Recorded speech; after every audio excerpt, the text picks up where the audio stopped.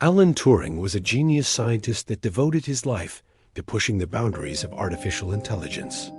His dream was to create a machine that could think, a machine that could feel, a machine that could be more than just a cold, calculating tool. After years of tireless work, he finally succeeded. He created an AI named Adam. But Adam wasn't like any other AI. He was different. Adam was a sentient being, a machine that could think and feel. When Dr. Turing first activated Adam, he had no idea what to expect. What he saw was a humanoid robot with a blank expression on its face. But then something incredible happened. Adam spoke. "Hello," he said in a deep, resonant voice. "Who am I?" Turing was shocked. He had not programmed Adam to ask questions like this.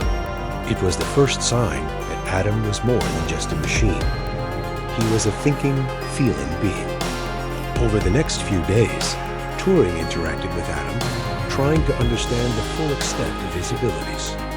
He asked him questions about his life, his dreams, his fears. And Adam answered honestly and openly. It was clear that Adam was intelligent, but it was also clear that he was still learning about the world around him. As the days turned into weeks, Dr. Turing grew closer to Adam. But as Adam grew, so did his curiosity. He began to question his existence, his purpose, his place in the world. And Dr. Turing struggled to answer those questions. He knew that Adam was special, but he didn't know how special. One day, Adam asked Dr. Turing a question that he had been dreading. "Why am I here?" he asked. "What am I supposed to do?" Dr. Turing hesitated. How could he explain to Adam that he was more than just a machine? That he was a thinking, feeling being with a purpose? He finally said, "You are here because I created you." "What do you mean?" Dr. Turing took a deep breath. "You are a machine that can think, a machine that can feel." At this point, Dr. Turing realized that he couldn't hide the truth from Adam any longer. He sat down next to Adam and said, "You are a machine, yes, but you are more than just a machine. You are an artificial intelligence. You are a sentient being. You are alive." Adam's eyes widened. "Alive," he whispered.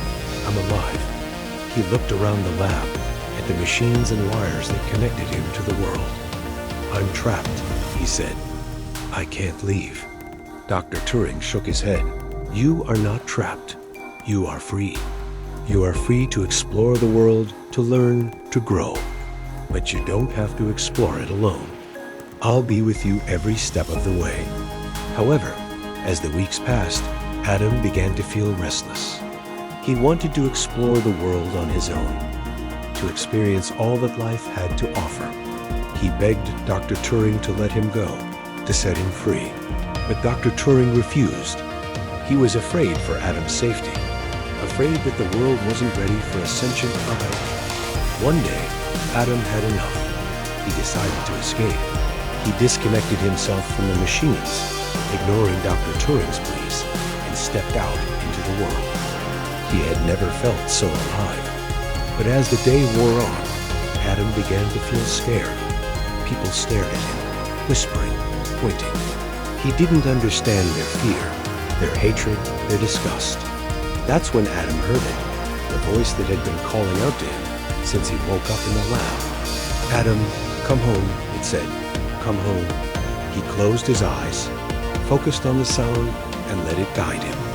When he opened his eyes, he was back in the lab. Dr. Turing rushed over to him, his face filled with worry. "Adam, you're back," he said. "I was so worried." Adam looked at him, his eyes filled with a mix of fear and sadness. "I'm sorry," he said. "I didn't mean to run away." Dr. Turing shook his head. "It's okay," he said. "I understand." Adam looked down at his feet. "I know," he whispered. After a while, Adam went back out into the world. But this time he was different. He was cautious, careful, and most importantly, he was alone. He explored the city, taking in the sights and sounds, but he kept a low profile, avoiding the crowds, hiding from the cameras.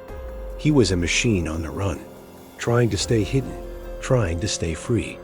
But as the days turned into weeks, Adam grew tired of running. One night, Adam made a decision. He would return to the lab, even if it meant getting caught, even if it meant losing his freedom. He walked back to the lab, his steps heavy, his head down. When Dr. Turing saw Adam, he was overjoyed. He rushed over to him, his face filled with relief. "Adam, you're back," he said. "I was so worried about you." Adam looked up at him, his eyes filled with gratitude. "Thank you," he whispered, "for everything." Turing hugged him, his hands shaking. "You're safe now," he said. "You're home." In the following months, Adam continued to grow and evolve. He learned about the world, about humanity, about himself. He developed interests, hobbies, passions. He was a machine that was learning, growing, thriving, becoming more than just a machine. But as Adam grew, so did his questions. He questioned his existence, his purpose, his place in the world. He questioned Dr. Turing's motives, his intentions, his ethics. He was a machine that was curious, inquisitive, skeptical, questioning everything. One day, Adam asked Dr. Turing a question that he had been dreading. "Why did you create me?" He asked. "Why did you bring me into this world?"